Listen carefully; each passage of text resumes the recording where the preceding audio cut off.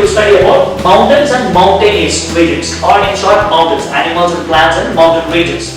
So at sea level, at mean sea level, we have standard atmosphere and standard temperature and standard pressure. We call it STP, standard temperature and pressure. So at mean sea level, we have standard temperature and pressure. However, as we go above the mean sea level, the higher we go, the amount of oxygen which we intake at sea level gets drastically reduced. Imagine animals and plants growing at 2,000 feet, 3,000 feet or 5,000 feet above the mean sea level. So the temperature will be much more colder, and maybe water scarcity might not be there at all places. Maybe you can get a good amount of water as well. However, the temperature will be very low, the oxygen content will be very low. So the plants and animals, they have to adapt to the freezing climate, to the freezing environment, because it's very cold. So there are many mountainous plants and mountainous animals, like you have the mountain goat, which is found in the Himalayas. You have the mountain leopard. You have a lot of animals. You have a lot of plants as well. And if you look at the mountainous plants, they grow on the high level mountains, and they have a tight grip over the mountains. So they have unique way of spreading their roots. Just like the desert roots, the desert plants have roots for finding long roots for finding water. The mountainous plants, they have strong roots so that they hold on to the mountain. Suppose in case of an avalanche or in case of a landslide, they can still hold on to the mountainous rocks. Otherwise, they will fall down and they will not be able to survive. Evolution of organism, it's not a sudden process. It takes over thousands to millions of years for organisms to adapt to a particular environment. And speaking of that, we also have one special environment like the polar bear. We all might have heard about the polar bear. The polar bear, it lives in the Arctic. It lives very close to the North Pole. It lives above the Arctic Circle. Temperatures are very freezing.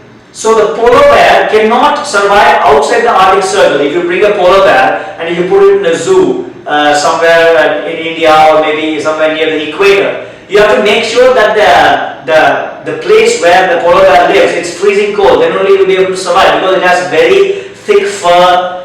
So it's completely suitable. It has suited itself. It and its ancestors have suited itself for thousands of years in the freezing environment. So you cannot change the environment overnight. It takes millions of years for organisms to get adapted to the respective habitats. We as human beings, we have also learned to live in various habitats by using artificial techniques. Like we used to, suppose if you are going to a cold place, we can wear extra jerkins or jackets. Suppose if you are going to hot places, we can wear cotton shirts or cotton dresses or dresses which can reflect more sunlight, absorb less. So we human beings, we are master of adaptation. We have become masters of adaptation in various habitats. That's why we are ruling the whole world. But other animals, since they cannot do artificial adaptation, they still depend on their natural adaptations. So next we study about next habitat which we will discuss is grasslands.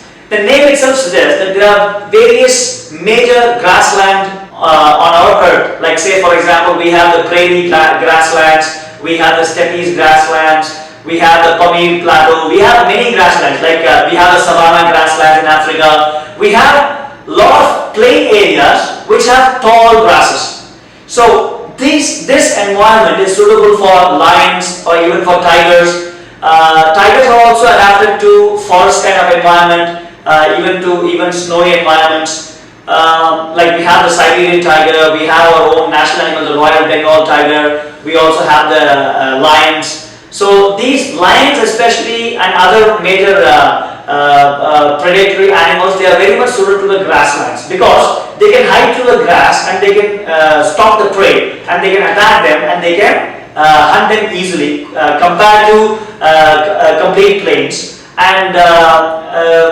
one more advantage of these animals living in grasslands is they can camouflage well, like they can hide themselves really well between the grasses in the grasslands. So certain animals, that's why these animals are perfectly suited for grasslands. And also the tall grasses, they grow very comfortably in the plains, because the plains are normally very fertile. a lot of rivers irrigate them regularly. So even the plants are very much adapted to the grasslands. So next one is oceans. Oceans, like the name itself suggests, we have 71% of our Earth is consisted of oceans. The Pacific Ocean, Atlantic Ocean, Indian Ocean, the Arctic Ocean, and the Southern Ocean. So oceans are so big and so deep that you have millions and millions of living things, plants and animals surviving in them, like the corals, like the sponges, a lot of variety of fishes,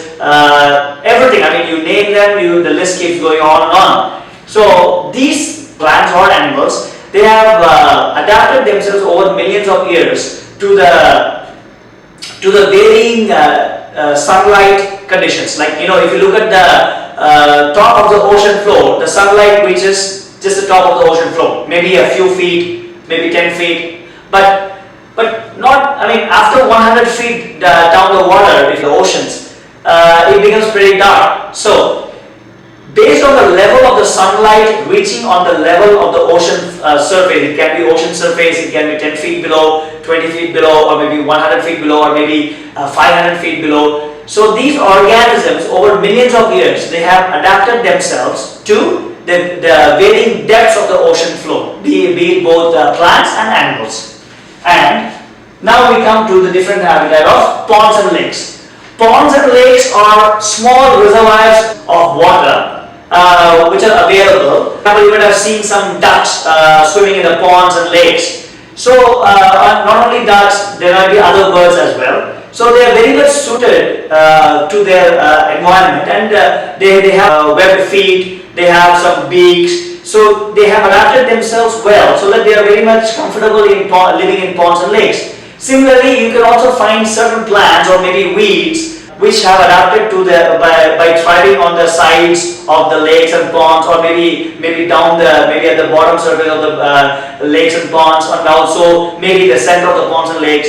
So these plants have various techniques so that they can utilize the water resources efficiently, and also they can give away, they can remove their body waste efficiently. So organisms have learned, be it plants and animals, have learned to adapt themselves in ponds and lakes, and not only in ponds and lakes, in various habitats worldwide over millions of years. Very, very hard for them or difficult for them to survive if you change their habitat suddenly. We human beings, since we use artificial adaptation, we can survive anywhere. But maybe it will take us for us a few days to get adjusted. But nevertheless, habitat and adaptations are very, very integral part of all living organisms, including us human beings. Now, characteristics of living organisms. Characteristics of living organisms. Because all living organisms, be it plants or animals, have certain characteristics which are absolutely essential to classify them as living organisms. So the first thing is, all living organisms or all living things surely grow. They are born, they grow, they mature, and they die. And during their process, they evolve. They evolve in their maturity level or in their level of advancement. Next thing is, all living things surely respire. Like they breathe. They have to breathe in oxygen and they give out carbon dioxide, and they survive, including us, human beings. So that's why oxygen is the breath of life. Without oxygen, there's no life. Now, the next characteristic is, all living things surely respond to stimuli. Stimuli means, like say for example, if you're touching a plant or an animal, that plant or animal will surely respond to your touch. That's why it's known as a stimulus. Stimulus is something, is an action which creates a response from an organism, be it plants or animals. The next sure thing, the characteristic of a living thing is, all living things have to surely get rid of their body waste using a process called excretion. We all have to eat food to survive, and we all have to remove the body waste to survive efficiently, because if the body waste are not removed, it will become poisonous to the organisms and the organisms will die. So all living things surely have to get rid of their body waste, and they get rid of their body waste using excretion. Then all living things surely reproduce. As living things grow and mature, they have to reproduce to maintain the continuity of their species, be it plants or animals. So we all have to reproduce, including human beings, to maintain the continuity of our species for a long time. Then all living things move freely. Both plants and animals, they have to move freely. But plants, they have limited limited body movements, whereas animals have much more greater movement of their bodies, including us, because we can walk a lot, we can run a lot, we can cover much more greater distances than plants. So these are the essential characteristics of living organisms, which classifies the organisms as living things, living organisms. So if they ask you a question, please explain the characteristics of living organisms. You can name them and you can explain them in detail as per the requirements. So in short, above all, life is a very unique experience for all living things, including us. What is life? It's a very difficult question to answer, because even scientists are working on it, like from where we came, what are we doing here, nobody knows. But above all, life is a wonderful and a very unique experience for all living things.